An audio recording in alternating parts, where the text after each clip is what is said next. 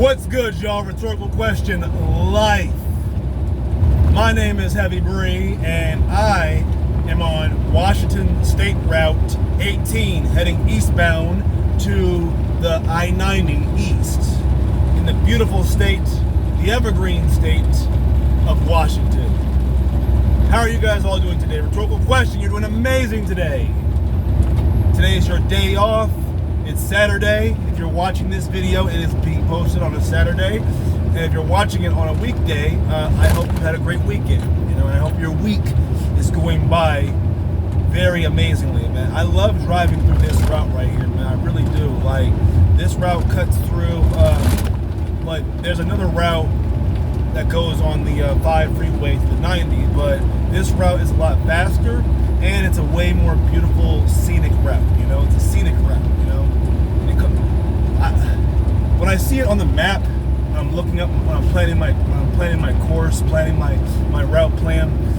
Like, it always reads as SR-18. And I'm like, I don't know if that's state route or if that's like scenic route, because it's always a beautiful. Because like every one of these states, there's always a scenic route. You'll see the sign in just a second, right there on the right there. It says East 18, East Washington 18. Probably can't read it because of the shakiness of the camera and everything. As soon as I figure out how to block out the background noises of the truck and everything while I'm recording these videos, like, I'll start doing that. I'm still learning. I'm still learning how to put these videos up. But I just want to I just couldn't help it, man. I just had to show you. I just had to start filming and show you guys how beautiful it is out here, man. But I driven through here. Last time I drove through here in one of my last videos, you can go back and check it out. Last time I drove through here, I was driving through here in like the early evening time. The sky was orange and blue. The sky was orange and blue, and we got a fella right there who just decided to take off in his Camaro, little V8 Camaro, beautiful, Yeah, like, one of the cool things I like about being out here is that you can see all kinds of cool cars and automotives and everything, RVs and trucks and muscle cars and Cybertrucks. I've seen ever since they dropped the new Cybertruck, I've seen about like at least 30 of them joints out here on the road, man. And I'm not gonna lie, man. I mean, I've never driven a Tesla before. I've been inside of a Tesla before. Never drove inside of a Cybertruck though, but I heard they got bulletproof windows. I think some of the models, some of the more expensive models of the Cybertruck have bulletproof windows, and cost a little bit more. But and it's cool and all that. That's cool and everything. But I'm like, who needs that? Who really needs that? I mean, maybe Elon's trying to sell it, trying to sell some of them to maybe the Army or the Marines or something like that, or some private military companies or whatever. I don't know. That's beyond my pay grade and beyond my level of knowledge. All I know is that it's cool. And only thing is that those Cybertruck windows, the bulletproof ones, that is, you can't roll down the windows because of the bulletproofness. Because the extra layer of glass that's on the bulletproof glass, you can't roll down the windows. But I don't know if it's the window, the side windows are bulletproof too, or if it's just the front and back windows. I'm not sure. If anybody knows, please let me know. Yeah, man. Every time I drive through the Northwest, anywhere in the Northwest, I always feel this sense of calm, this sense of peace and and oneness and mindfulness, man. Sometimes I drive through here, I'll have the windows down, no music, just breathing in the air and just relaxing, man. Just driving. I feel like I'm in this flow state when I'm driving, Yeah, man. But yeah, today, that's all I wanted to do. I wanted to just show you guys state route. We're just going for a ride through Washington State Route 18 eastbound. It ends, depending on if you're heading west to east. It begins begins on I-5, and then it goes all the way to it intersects with the I-90, Interstate 90, and then it goes all the way up to like a little bit up north, you know. I actually had a delivery there before I went home my last time. Before my last time going back home, I actually had a delivery over there, in like near Kennewick.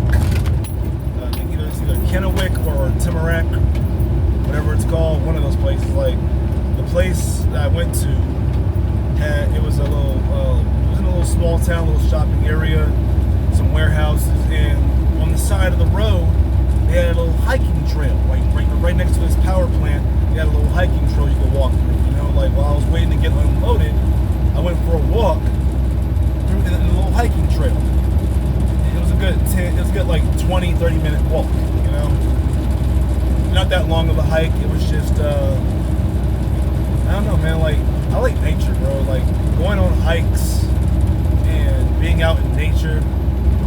Like that stuff kind of like calms me down and relaxes me and everything. Yeah, so we're just gonna just roll through here. Just gonna take a good like view of State Route 18.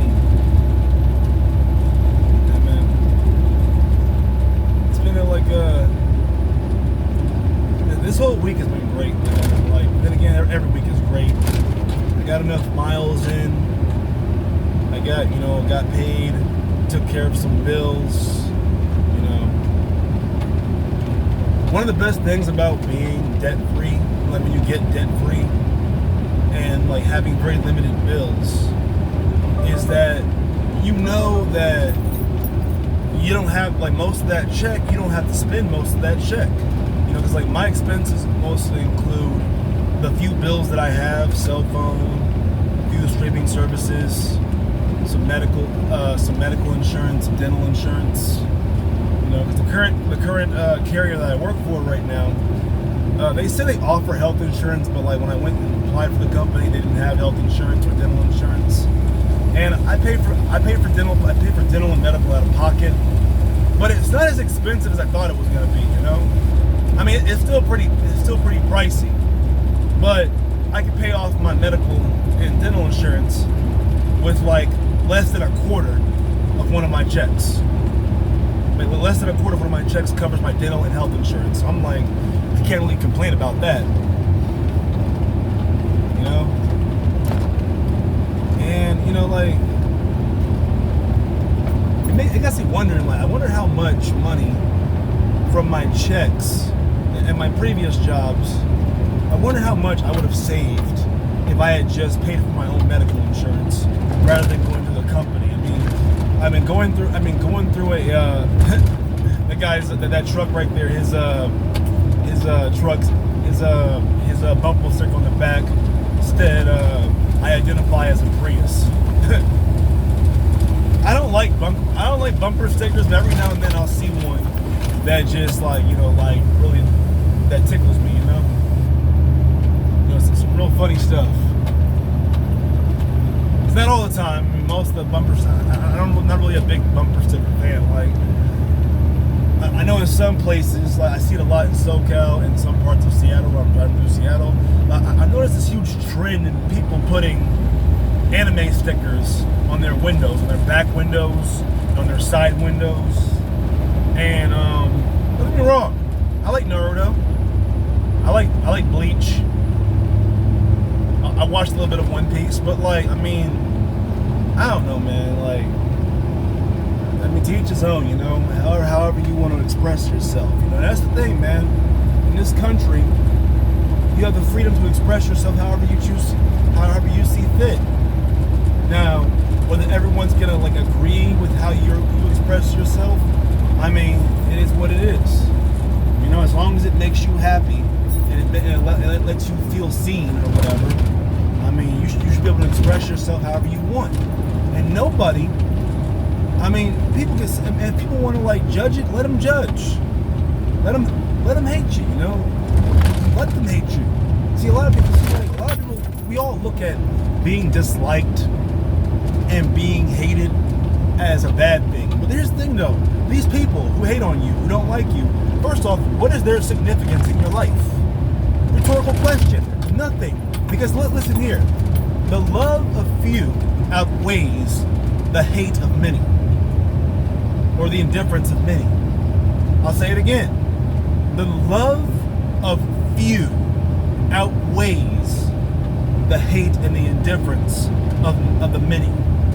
You know, as long as you got like one or two or three good friends, and maybe that one really good family member who you're on good terms with, as long as you got that, man, somebody to confide in, some people to confide in, you don't really have to worry about whether the world doesn't like you because of your religion or your sexual orientation or your race or like where you're from or your like country of origin. As long as you got people in your corner, a few good people who love and care about you and like and you can confide in, that's all that matters.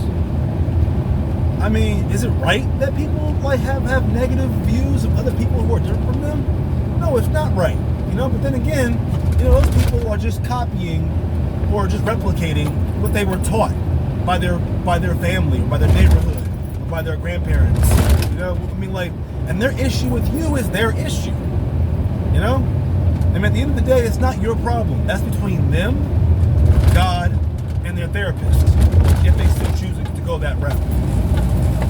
But yeah, man, like, you know, I feel like everybody should be able to like, no matter how dumb or weird or like abnormal or just cringy somebody chooses to express themselves, no matter how weird it is, no matter how crazy it is, no matter how what it is, it's like it's your right, and it is your like privilege. It's your right and your privilege to live your life however you want to live your life, as long as you don't infringe on the rights or the freedoms of others.